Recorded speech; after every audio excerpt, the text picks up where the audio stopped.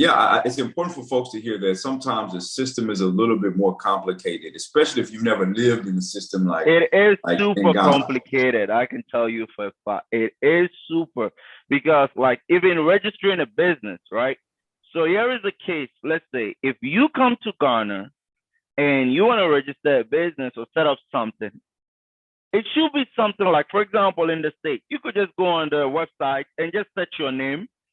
If it's available, you could do everything electronic, like boom, like renew your passport, boom, 2 weeks is in the mail, like everything. I get it.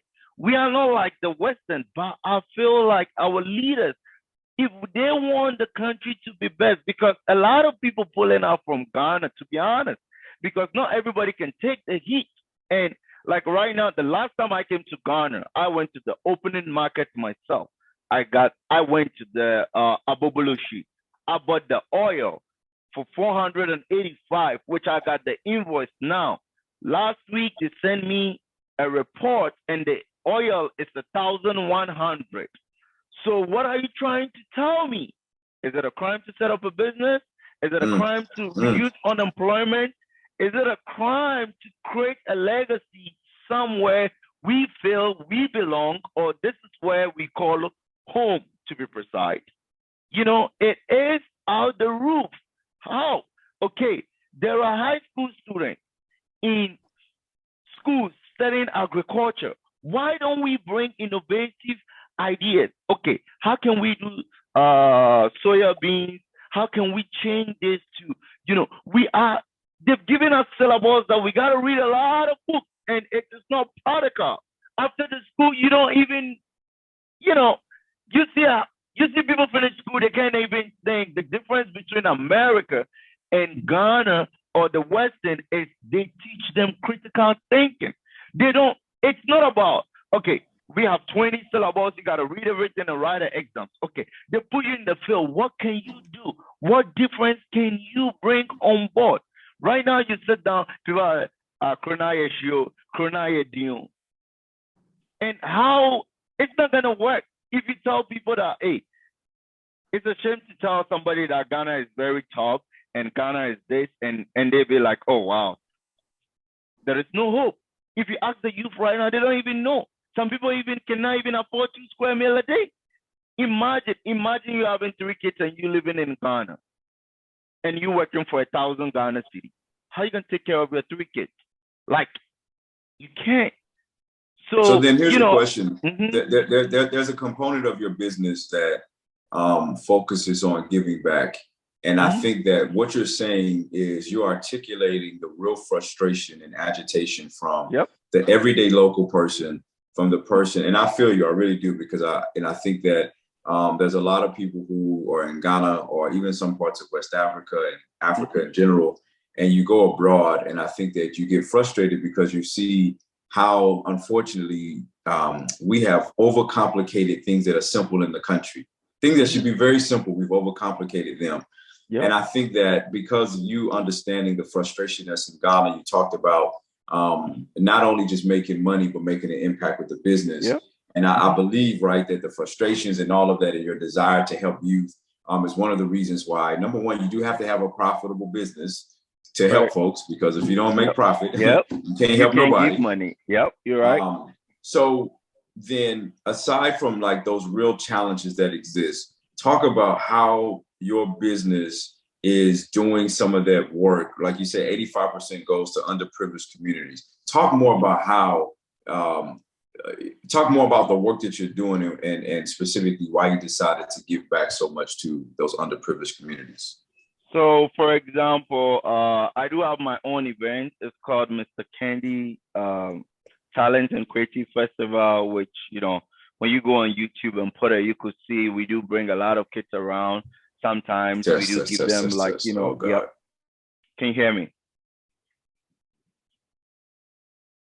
Can you hear me? Yeah, I can hear you. So let me do. Yes, can you hear me? Okay, so Ghana, listen, the Ghana challenges. So let me repeat the question again. All right. Okay, go ahead.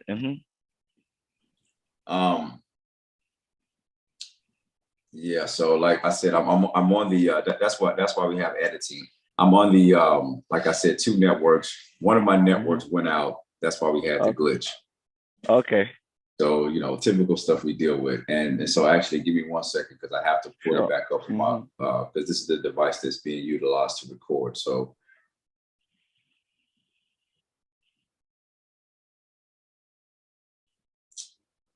typical Wahala, but we manage small. Okay.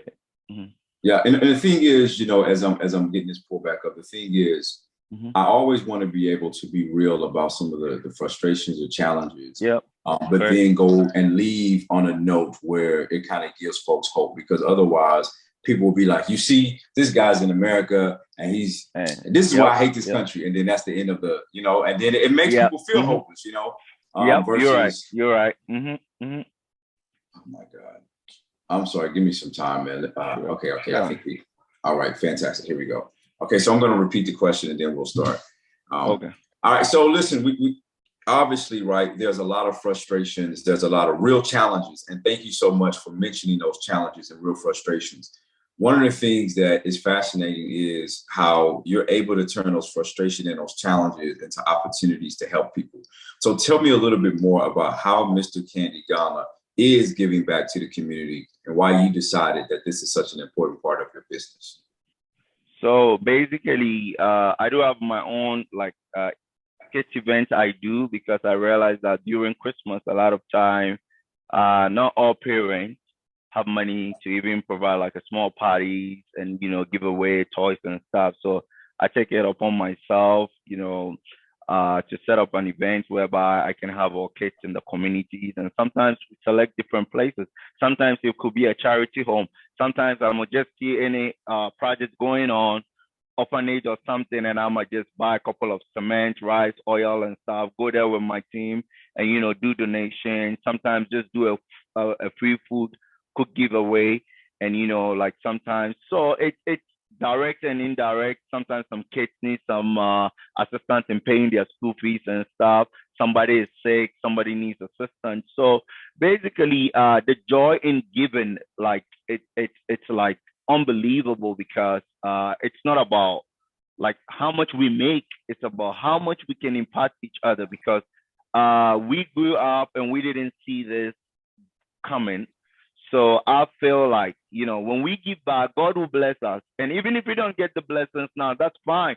But 9 out of 10, it might even hit our generation. And that is the nice thing about it. It's not about we doing this and there's a lot of stuff, I do, and I don't post a lot, like, especially with the philanthropy works and stuff.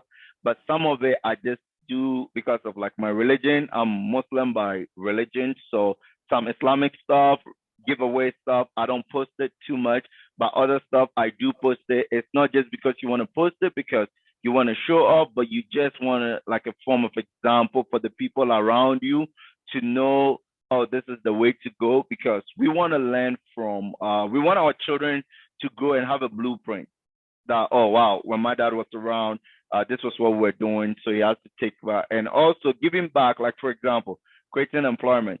I feel like sometimes, you have people even working. I have people even working that are older than my mother, and people working, and that's the source of their income.